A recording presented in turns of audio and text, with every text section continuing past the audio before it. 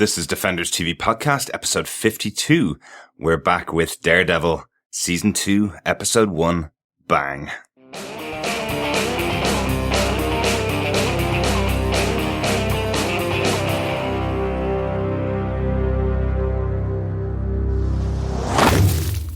Welcome, Defenders, to the start of our season 2 of Daredevil coverage. We'll be talking about episode 1 of season 2 of the Netflix TV show called Bang. I'm one of your hosts, Derek.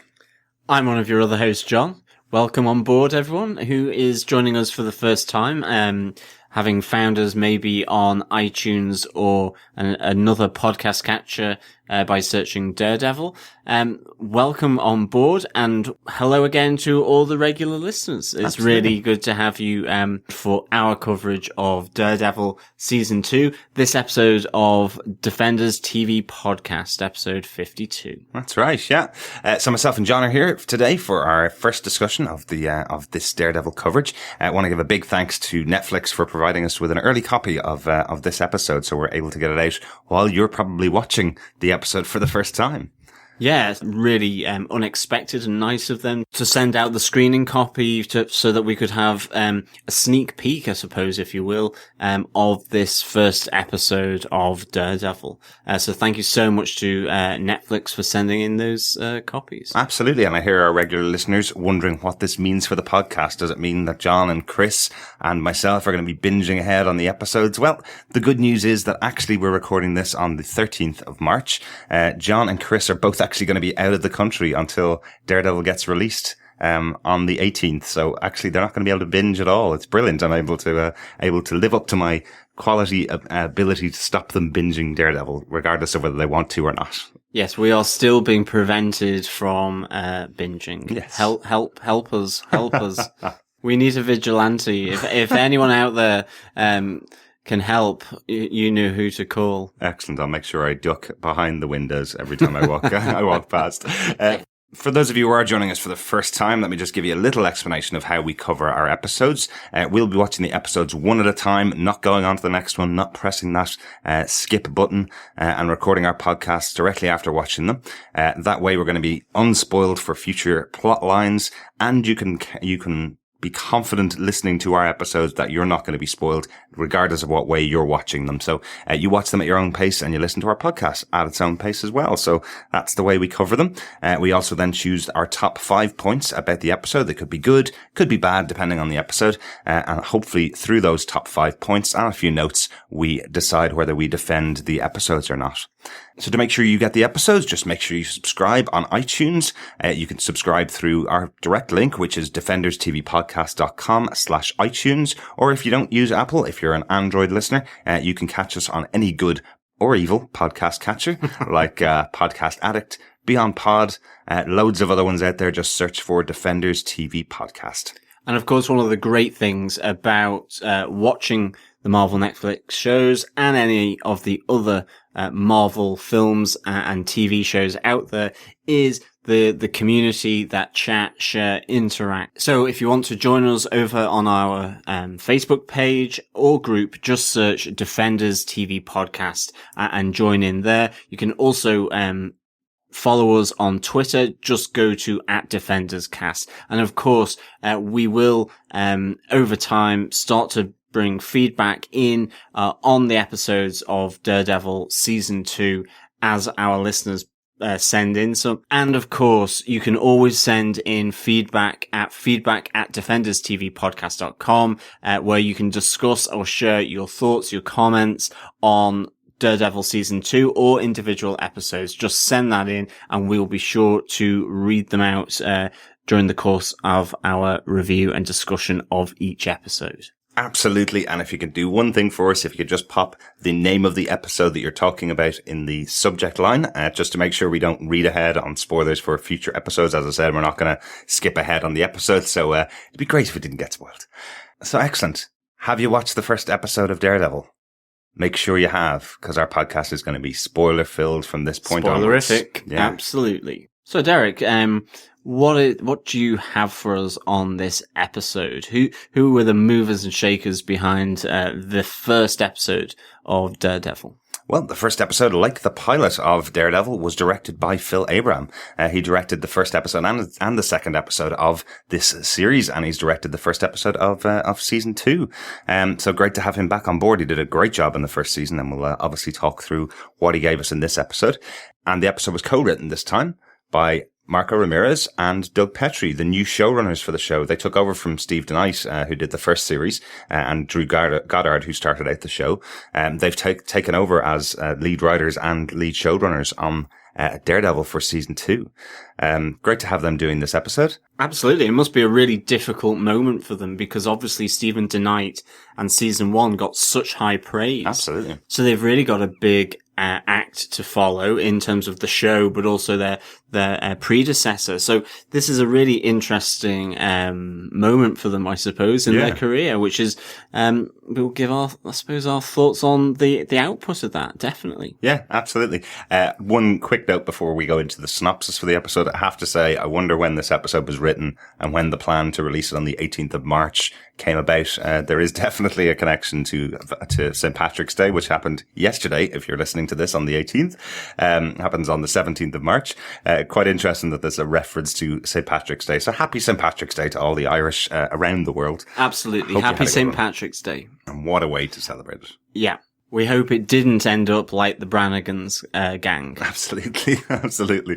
Well, John, do you want to tell us what Marco Ramirez and Doug Petrie gave us in this episode of Daredevil? As the temperature increases in Hell's Kitchen, things are going well for Daredevil. His missions to clean up the streets of his city as he takes out petty criminals are going well, and this success is also reflected for his alter ego Matt Murdock, as his relationships with both Foggy Nelson and Karen Page are looking up.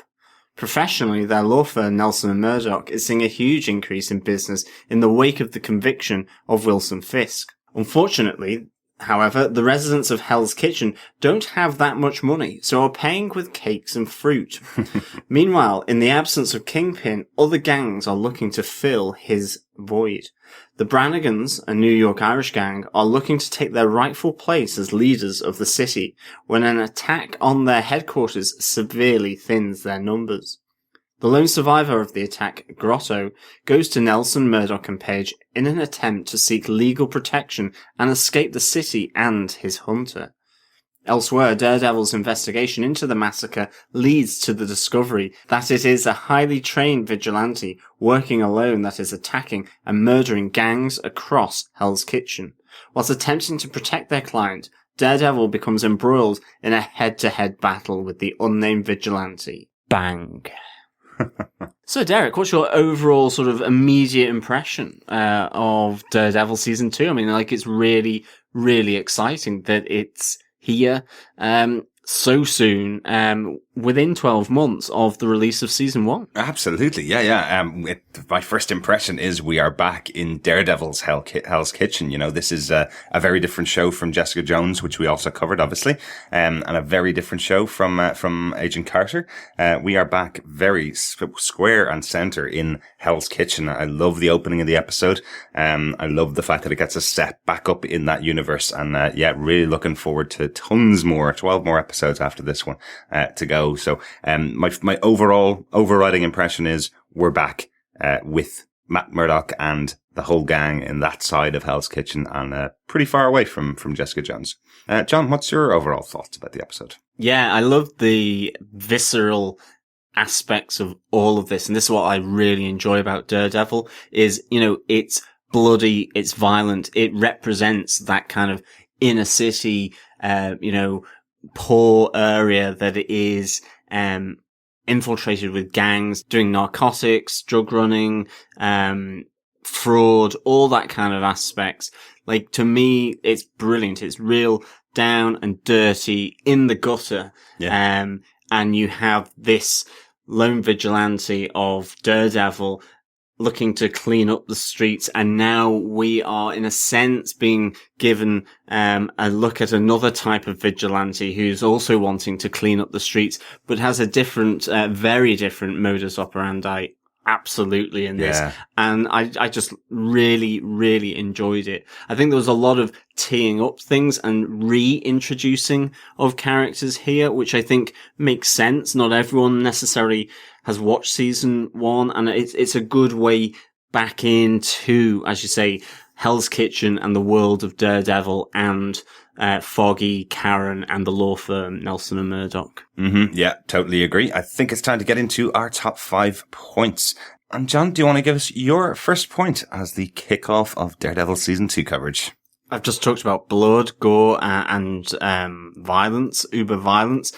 I really want to give my first point as the Happy St. Patrick's Day from the Punisher and his attack on Brannigan's gang. Amazing. It was just really, really interesting. I mean, it first of all sort of linked right back to season 1, the whole talk about, Fisk's being convicted, but also the power vacuum that really has happened. The fact that the Russians are dead, the Yakuza have gone silent, and the Chinese have left the drugs and ran basically from New York. Yeah. That's what Daredevil did to all these gangs, and the Kingpin at the end of last season. And so here we have this ambitious Irish American gang in New York really looking now to take its rightful place. We see a Mr. Nesbitt, there's the dogfight. Again, it's all looking a bit seedy. There's their private bar and all of this. And actually it looks as though that there's an immediate attempt to try and take out maybe what they consider a traitor or an informer. Mr. Nesbitt's kind of walking around with a whiskey bottle and a whiskey watch. And it seems that just before the gang is attacked by this lone sniper who you don't see at all, that it looks like he's about to smash it across the head of one of the other older men who sat down at the table. Yeah. He's walking around, pacing around, being quite threatening. It's a real nice tense scene for that reason. There's people seem like they're still a bit hungover, having hair of the dog. And all of a sudden the bullet takes him out, and it looks like he was about to smash open the bottle onto this guy's head. And it's funny because after the attack, after it's all gone down, that guy's phone, that mobile, goes off with a hugely cheesy tune. It's the Irish washerwoman. Yeah. Very well known Irish. Very well known, tune. but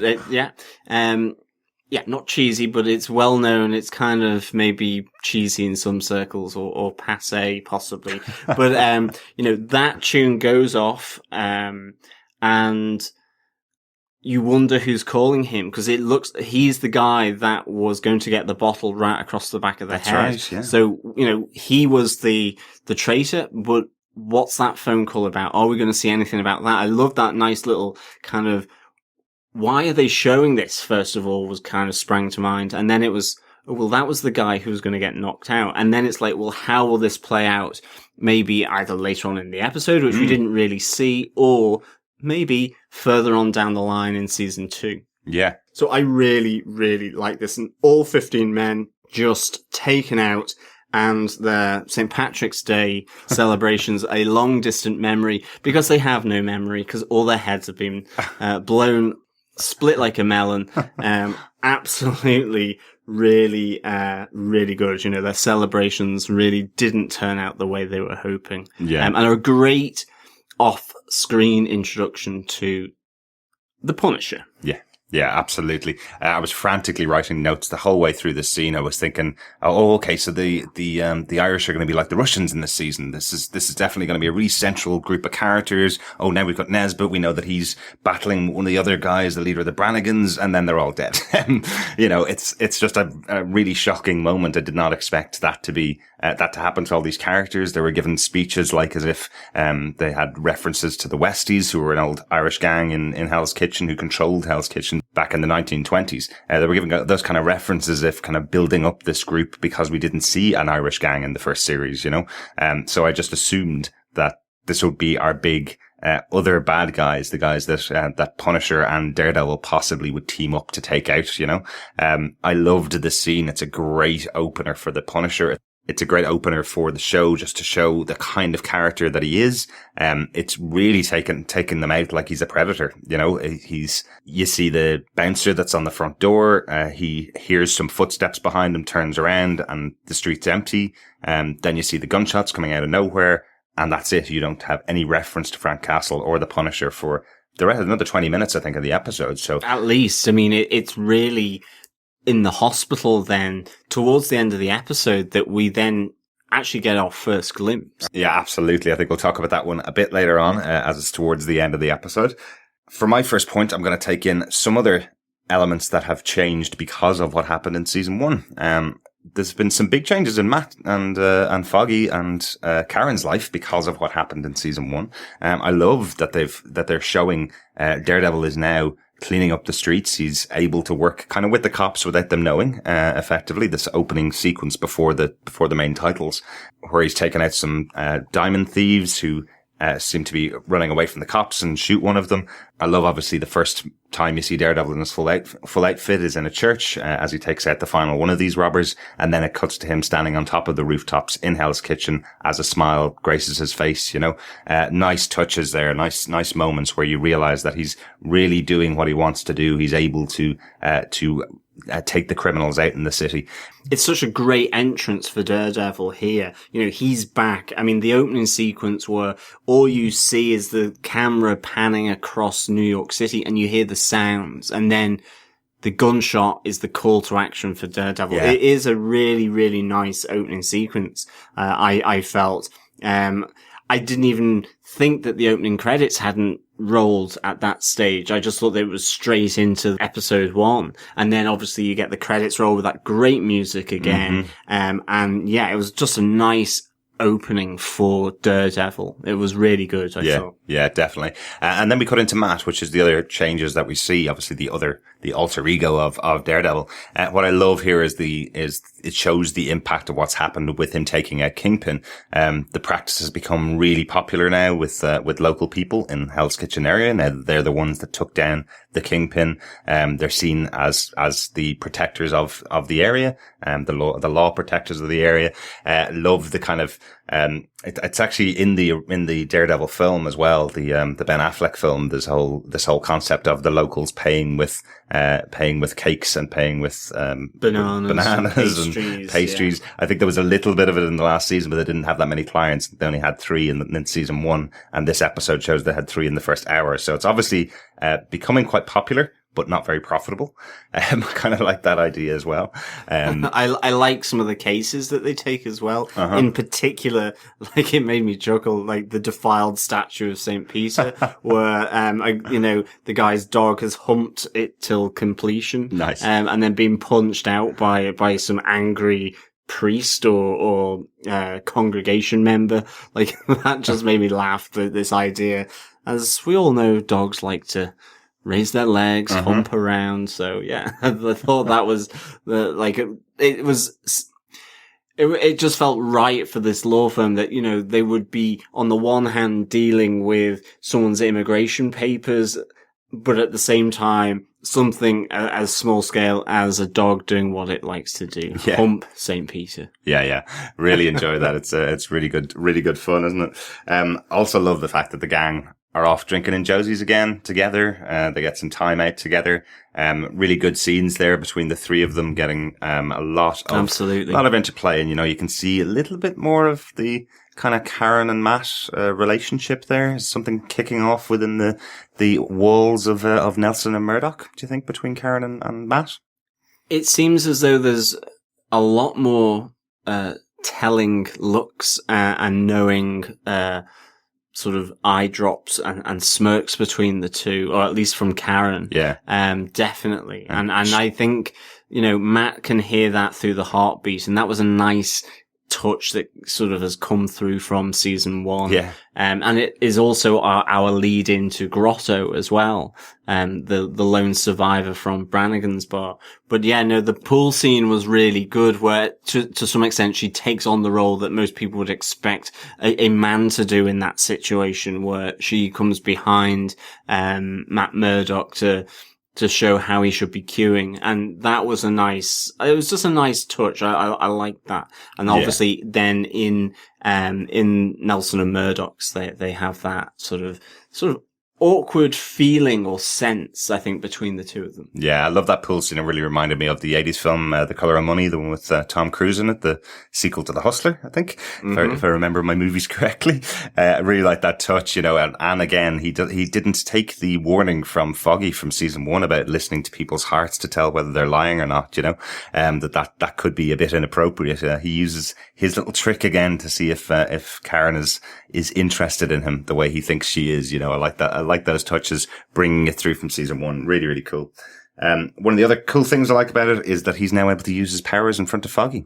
He specifically uses them, I think, 3 times in this episode or twice in this episode, right in front of Foggy, and tells him that he's using them. It's kind of cool to have that dynamic building up after season 1 where he was hiding being Daredevil effectively from Foggy so much. Yeah, and it's a nice situation where Foggy is acting as his foil, sort of at the massacre scene where, as well, you get that great camera look through the bullet wound or in one of the torsos. That was pretty gruesome. Yeah, that was pretty, cool. You get that. But essentially Foggy here is acting as sort of almost like the foil to Matt Murdock. Matt Murdock is sat there, he's listening, he's sensing, he's smelling, you know, he's tasting everything around him, whilst Foggy is almost keeping the police officer occupied with almost like a bumbling kind of chit chat with him.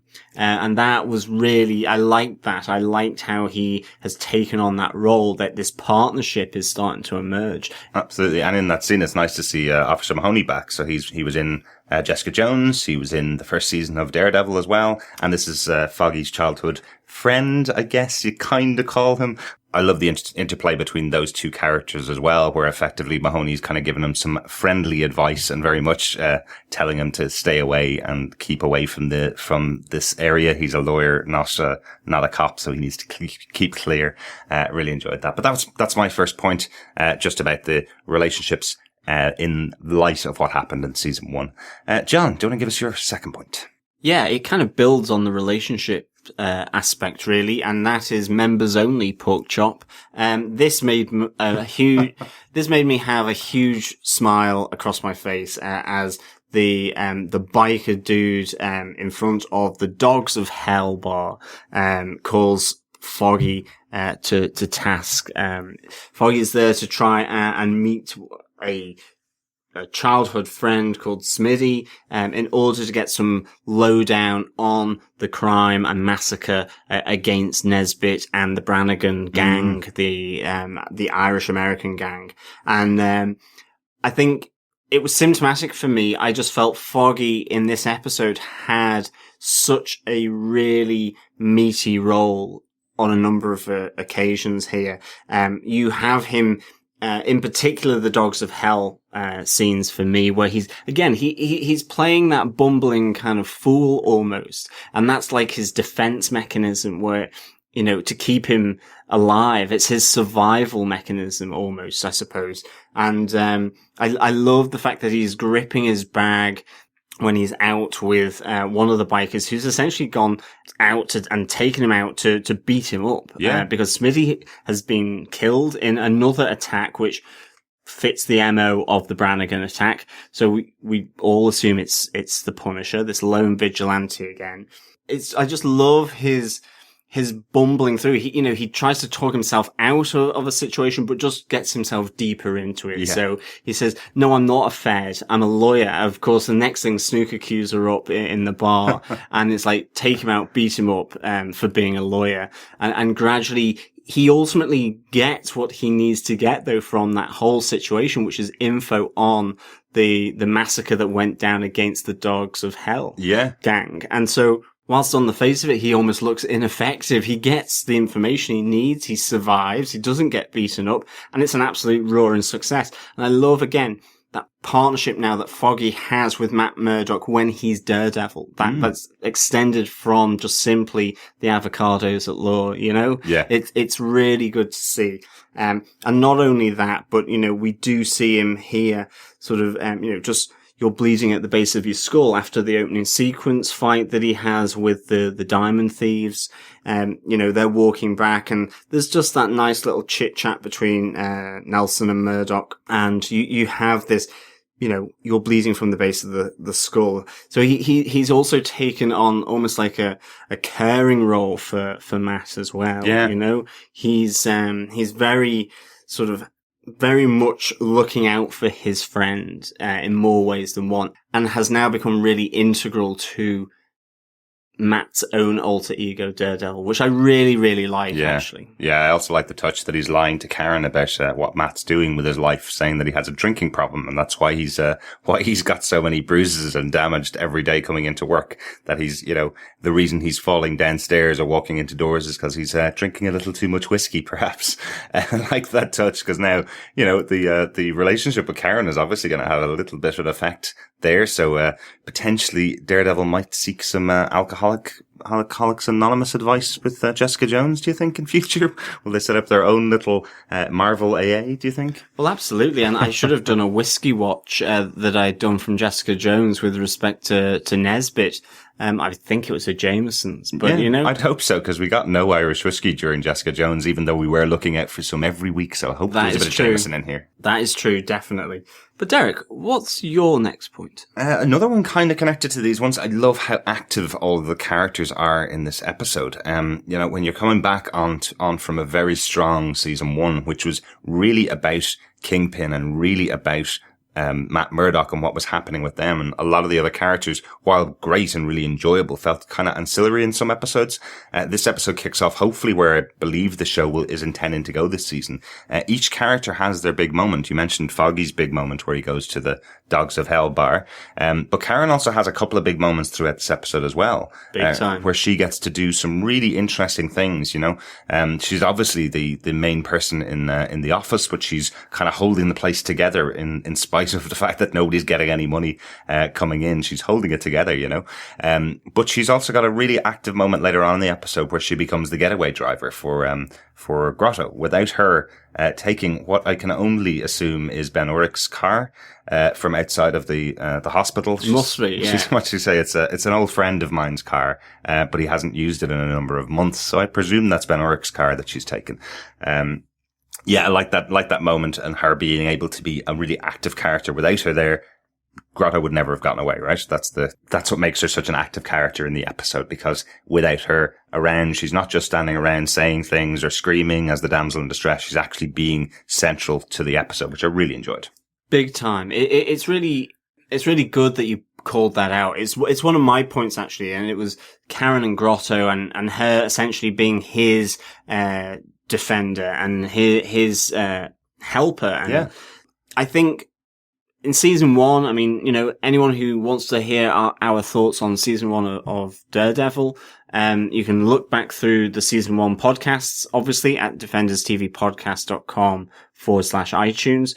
Absolutely. And I think a number of us at certain points throughout season 1 did have our own little maybe issues with Karen and more with her character, I suppose, and just how it was being portrayed. But here it's very different. It's like maybe she's gotten used to this world as well, and the dangers that can come from taking sort of dangerous legal cases. Yeah. And just the fact that she is stepping up and doing that, I thought was really, really good. I thought it took her character to another level for me. One that we didn't really see in season 1 so much in a day-to-day way. Of course, like, she had her big moments where she kills Wesley, and obviously she's battling with just the fright of the ordeal that she's gone through. But I think here, for me, it felt like it was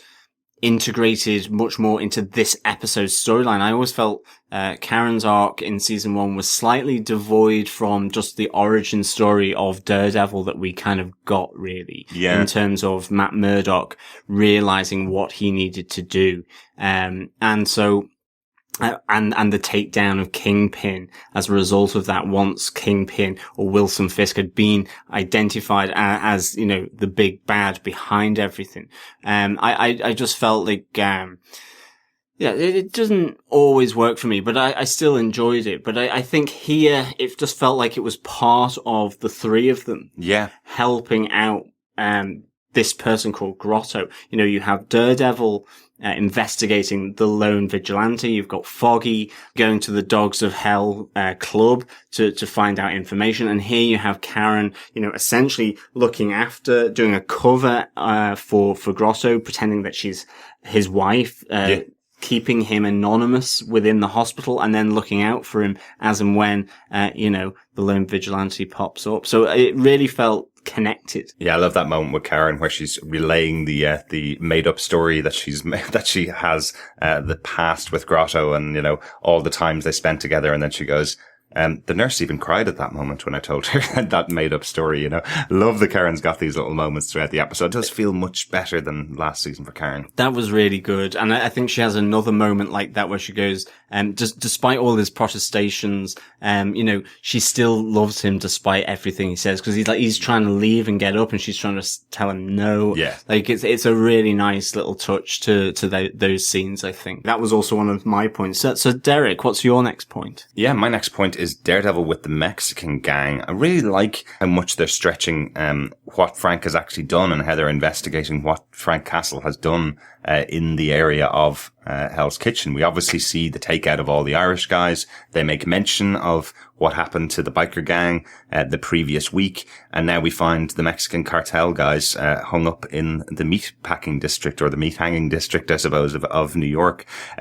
Really great scene, and I kind of felt like something out of Alien or something like that, as Matt walks through the carcasses in the factory and then starts to see bodies of these men hanging up on the hooks, you know, and then finally finds one that's alive and takes him off the hook. Another really visceral, violent looking scene. Absolutely. You know, last season we had him put someone's head through a spike, or someone put their own head through a spike, and this season you've got Daredevil in episode 1 taking someone off a meat hook. They're certainly not shying away from showing these kind of scenes this season, which is good. But I like that it's opened up what Frank is doing, and I like that it's showing that he has been working on this project of taking out the gangs of New York quite violently. Absolutely. I mean, for me, I wrote in my notes, this is proper serious. Like, Frank Castle is, like, he means business. We know he does anyway, but this is absolute, I mean business. You know, you're trussing someone up like a quartered pig, and, you know, this is a statement of how serious his intent is. You know, he's wiped out a gang, an Irish gang, as you say. He's gone after the biker gang, and now these guys are trussed up. For all of this, I kind of thought that he was going to pop out from around one of the carcasses and start attacking Daredevil. I don't know. Like, I thought there was going to be something, and then to see one of the guys sort of still alive, it felt slightly Seven-esque about it, just like not in the same kind of jump fashion by any stretch of the imagination, but just the fact that he was still alive. I was just thinking, how absolutely horrendous must that be to be stabbed and hung up on hooks. So this was really, really good. It was a great scene, actually. Yeah, definitely.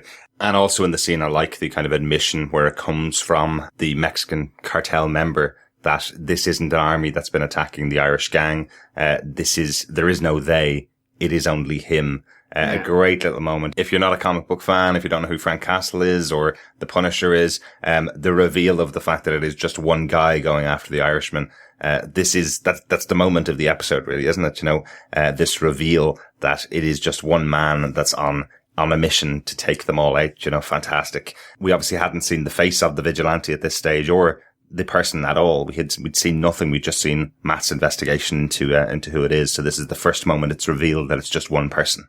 Yeah, I mean, they say no one can escape this. No one can get away. Yeah, it's one man. It's not they.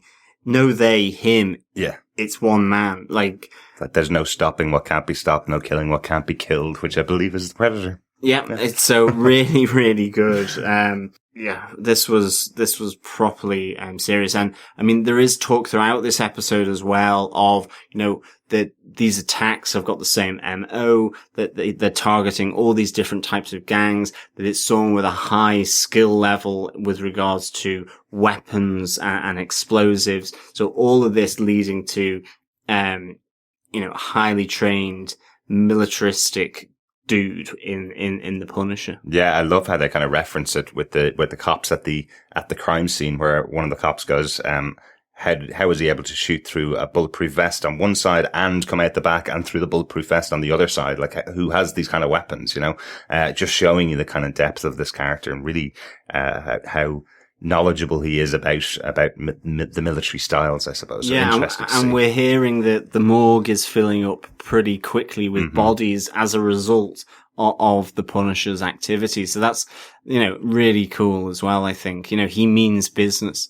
And hopefully, from what we know of the trailers as well, this will really start to be his kind of point of looking at Daredevil and saying, I'm getting things done. Yeah. You're not. You're just kind of like, dancing around the rooftops, and you're not getting anything done. Yeah.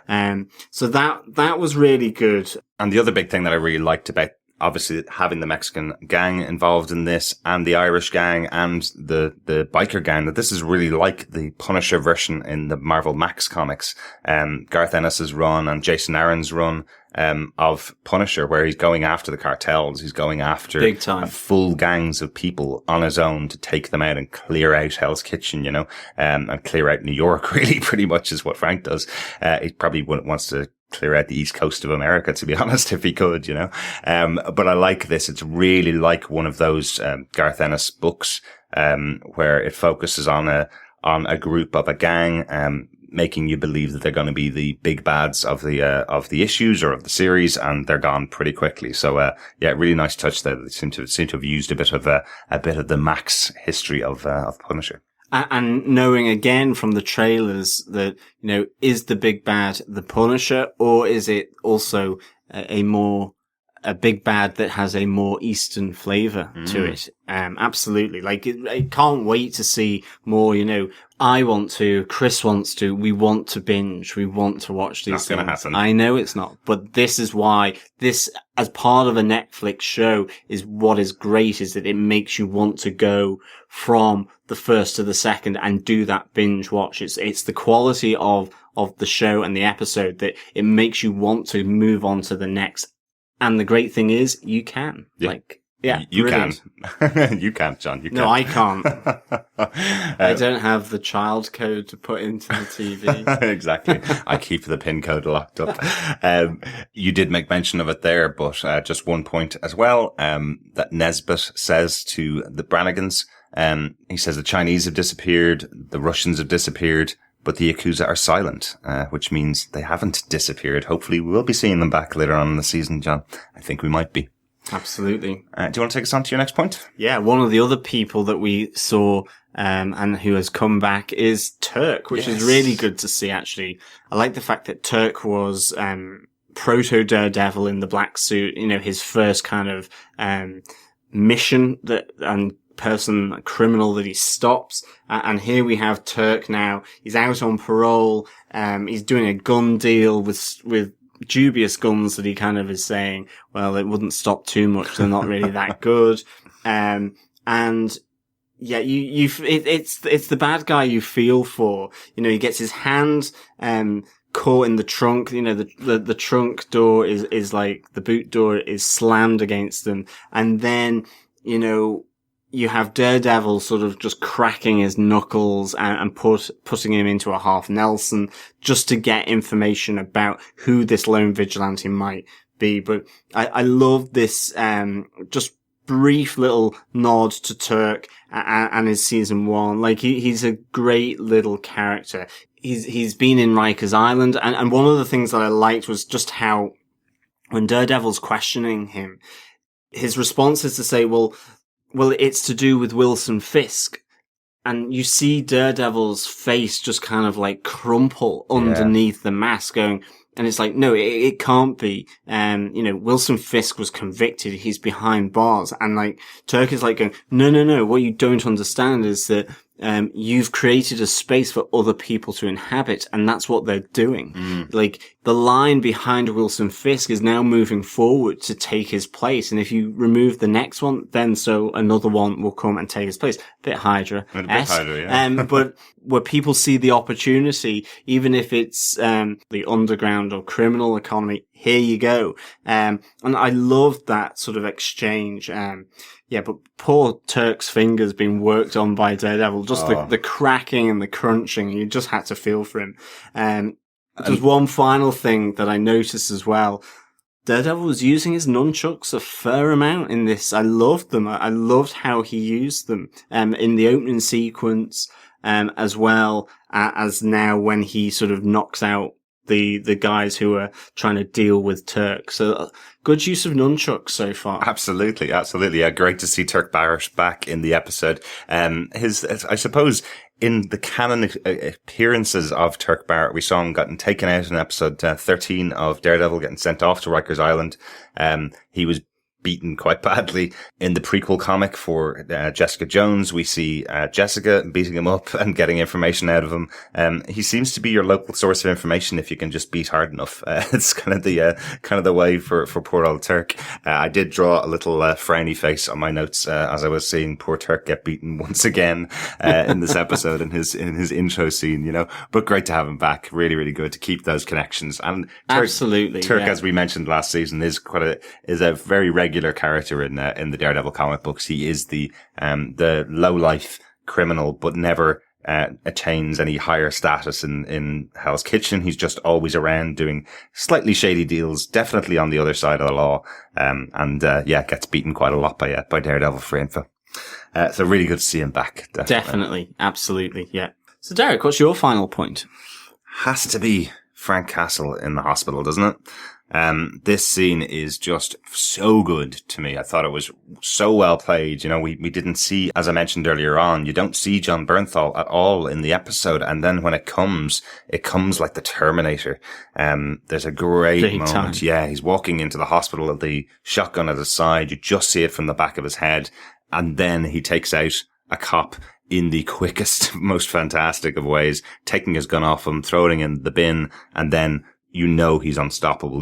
This is a force to be reckoned with. But this is the Punisher. He doesn't just take the gun off the cop. He takes the gun off the cop and then uses it to very quickly knock him out with it. That's right. Before he chucks it in and closes the lid after him. Yes. He is publicly spirited, yes. Publicly minded, in all his actions. Mm-hmm.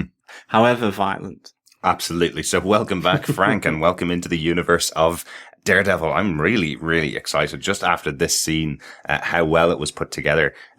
Really good intro to the character. I'm actually a bit of a Punisher apologist. I really did enjoy, particularly the Thomas Jane version of Punisher. Really enjoyed that film.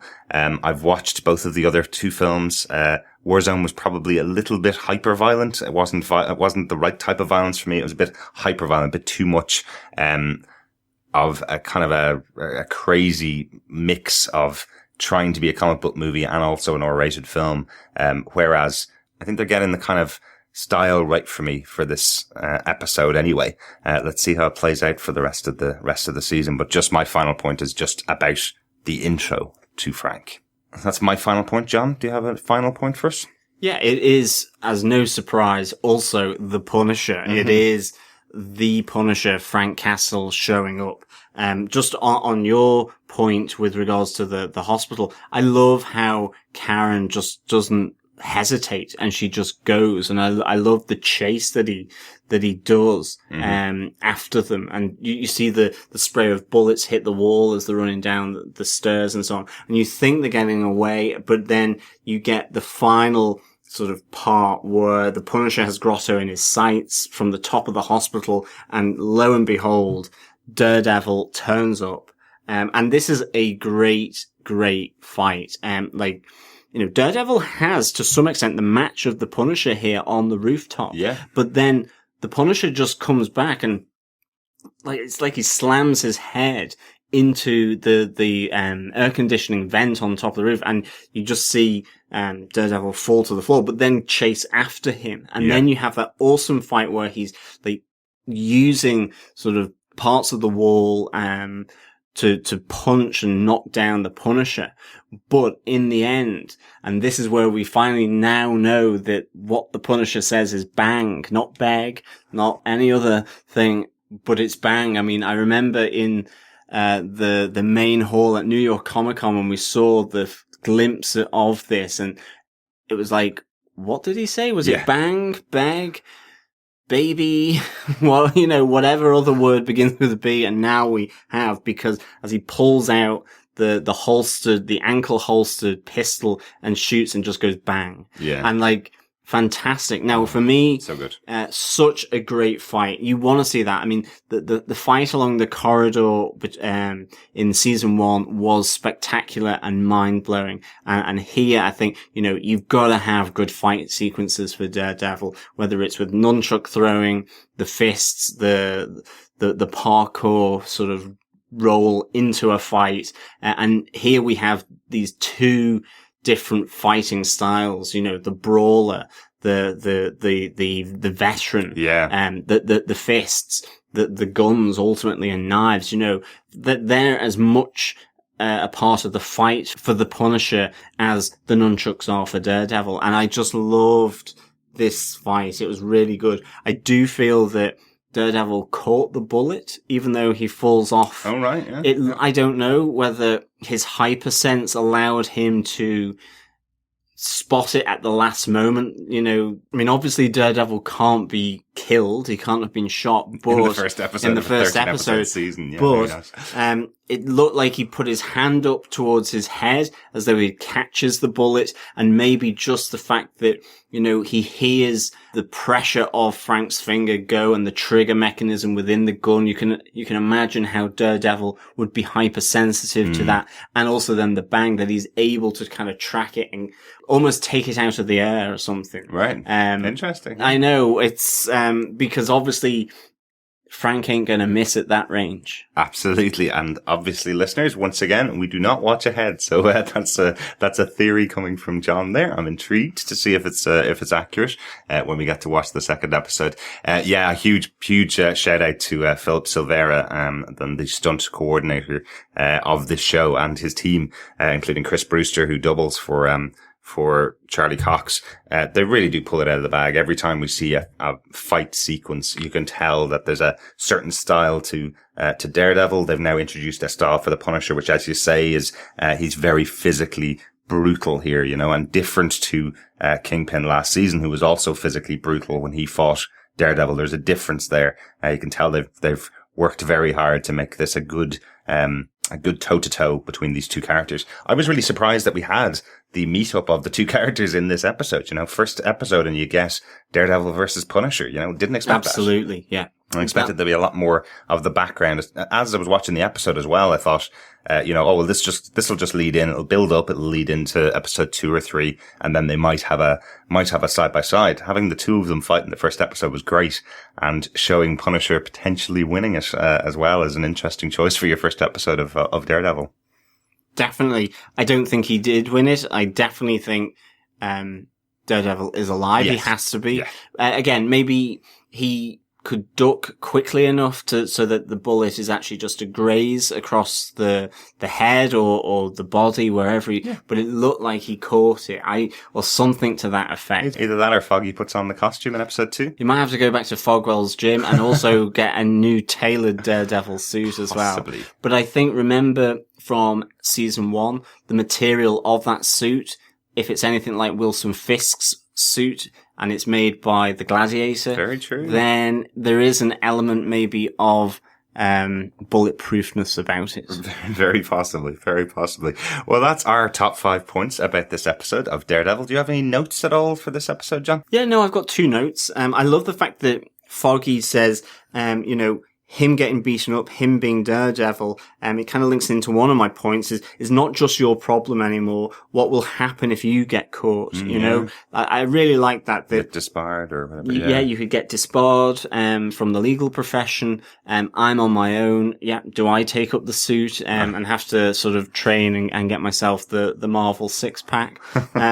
So that was a nice little thing there. And I think again, we had through as a theme across this episode, this idea that it was really hot in Hell's Kitchen. The temperature's rising. It's heading northwards of 100 degrees for the 4th day in the row. Yeah. You have that, and you do have, there's really at the crime scene of the massacre of the Irish gang, the cop says Hell's Kitchen is about to explode. There is this element that it is becoming pressured and temperatures are rising, and things are really starting to come to a tipping point again.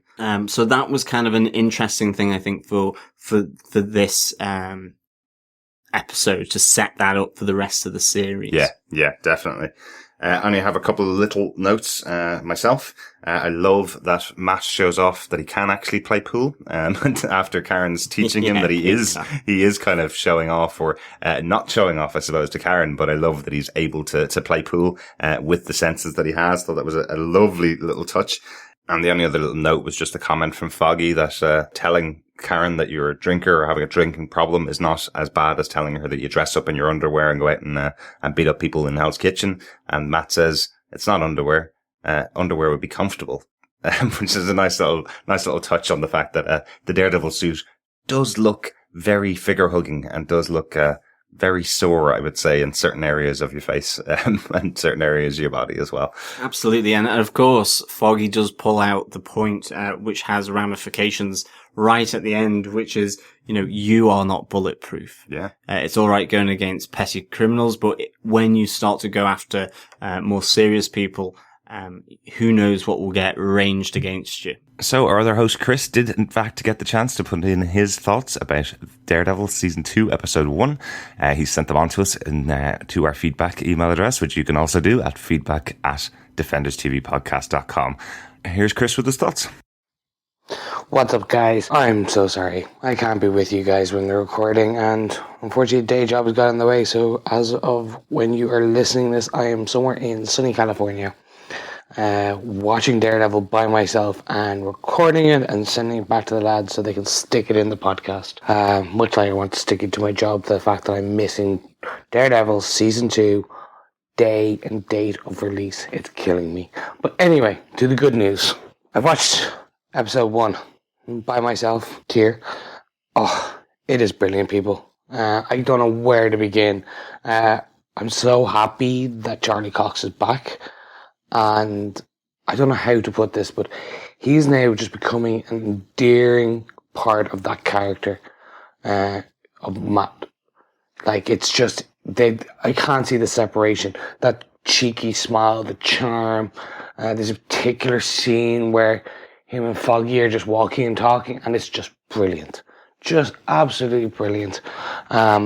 And of course, then we have some of the fight scenes in Daredevil, the Daredevil style, but I'll get to that in a bit. Of course, you can't have Murdock without Foggy, and Elden Henson is back, and he is the perfect, I don't want to say sidekick, because he is and he isn't. He's his own character, but they seem to have taken the stride from Series 1 and run with it.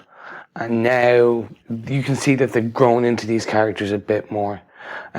Spoiler warning, Foggy and Matt are still friends, even after Season 1. Obviously, there's going to be probably some backlash. I've yet to see it. I want that explored, but let's see and see. Now, Deborah Ann Woll, I love you. You're great. But you're still slightly annoying. Less so than Season 1. I know last season I really hated on a lot of the Karen's character. It's not as bad right now. Let's wait and see how it kind of rolls out. The romantic triangle that is Matt and Karen and Foggy, that is back by the looks of things.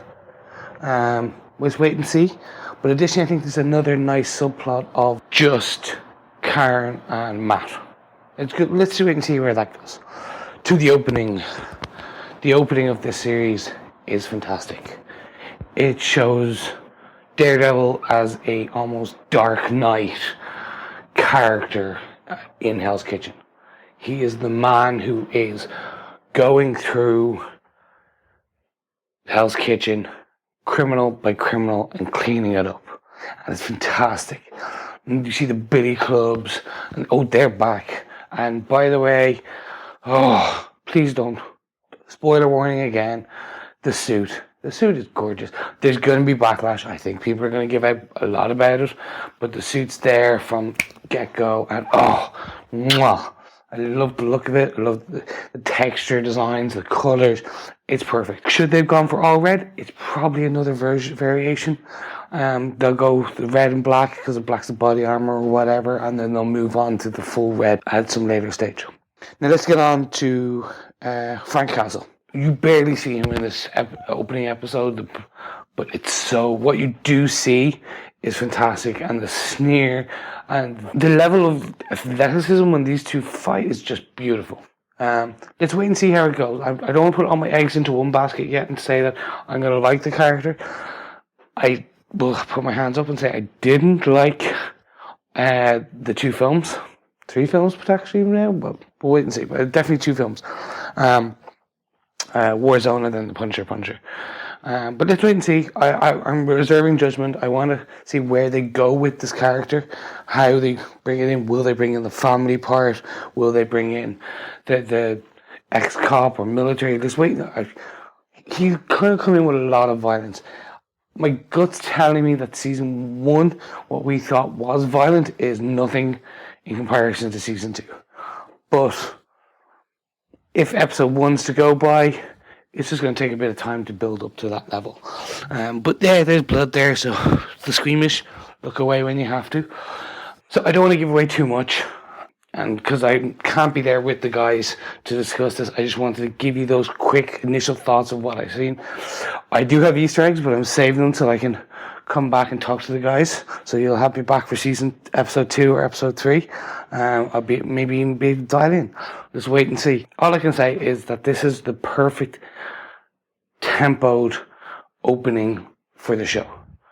It's just enough action, just enough intrigue, just enough character explanation. But yeah, it's good. Does it have its flaws? It's Daredevil. It's going to have 1 or 2. But no, overall, I think they fixed it. They really seems to have figured out exactly what worked in season 1 and upped that ante. And yeah, they don't seem to have found out some of the things that didn't work in season 1, and they're still there. But hey, look, overall, it's great. We haven't seen any of the other characters yet, so let's wait and see where that goes. So to wrap it up, am I excited? Yes.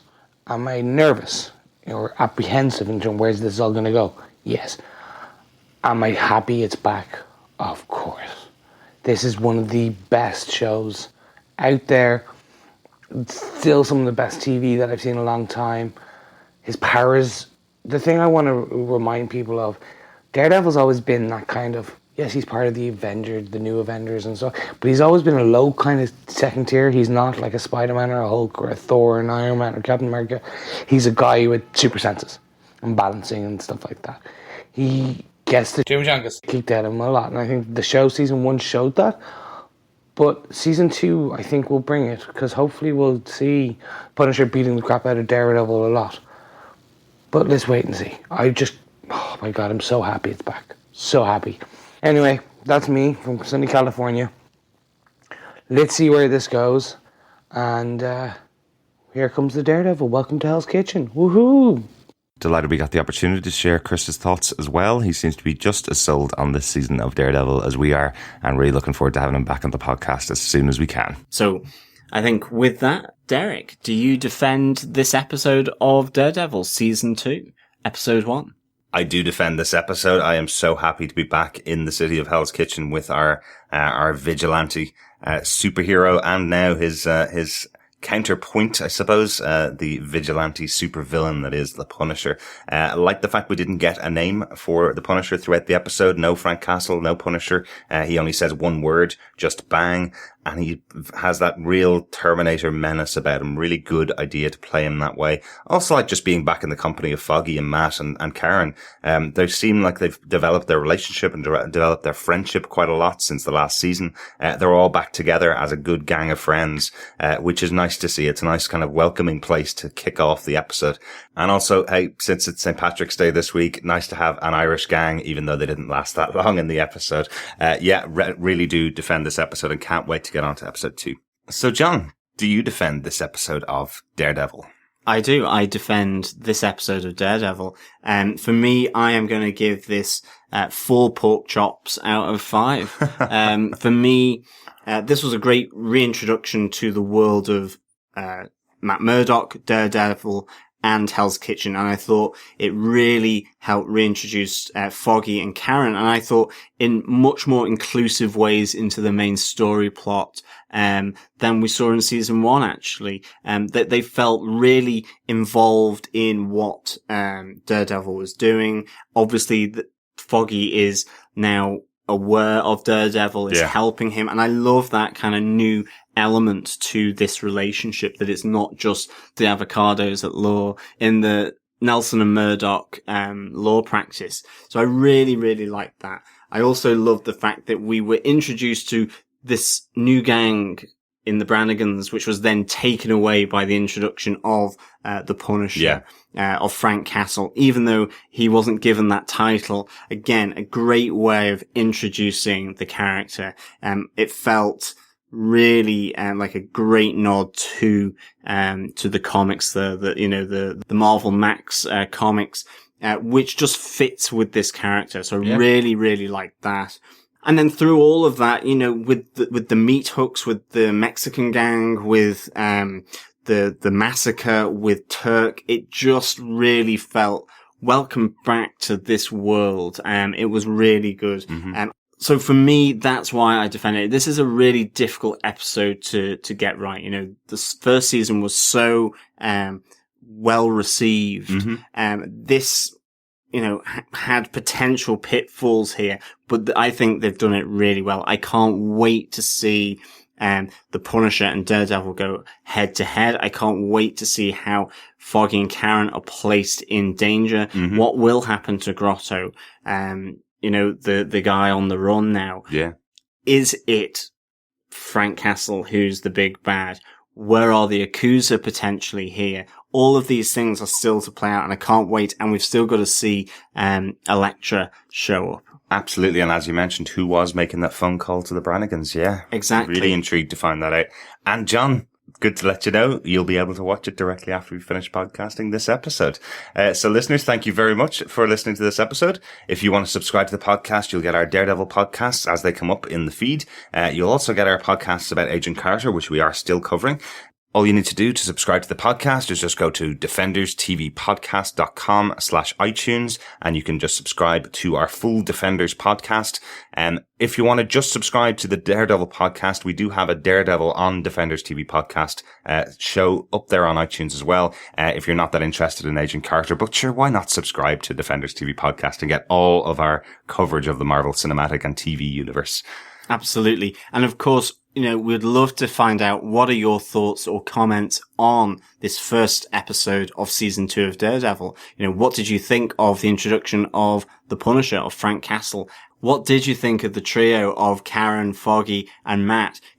All of these things, please send in your feedback and thoughts and discussions to feedback@defenderstvpodcast.com, or join us on our discussion group on Facebook at Defenders TV Podcast. Just search Defenders TV Podcast in Facebook. And again, you can also follow us and tweet with us and to us and at us on at DefendersCast over on Twitter. Yeah, it'd be great to hear some feedback about Daredevil as we go. Obviously, we'll play it as soon as we hear it, or as soon as we've gotten to that episode of the show. If you've gone through all 13 episodes and you're on your rewatch now as you're listening to us, send us your thoughts about some of the individual episodes. If you want to record a snippet of yourself talking about the episode, of your thoughts, you can record an MP3, pop it into that email address, feedback@defenderstvpodcast.com. We'd love to share it with the listeners as well. Really good to be back in the world of Daredevil, and really good to be here with our listeners as always. This isn't a members only club, so you're welcome, Pork Chop. Talk to you again soon. Thank you so much for listening, and talk to you very soon. Bye.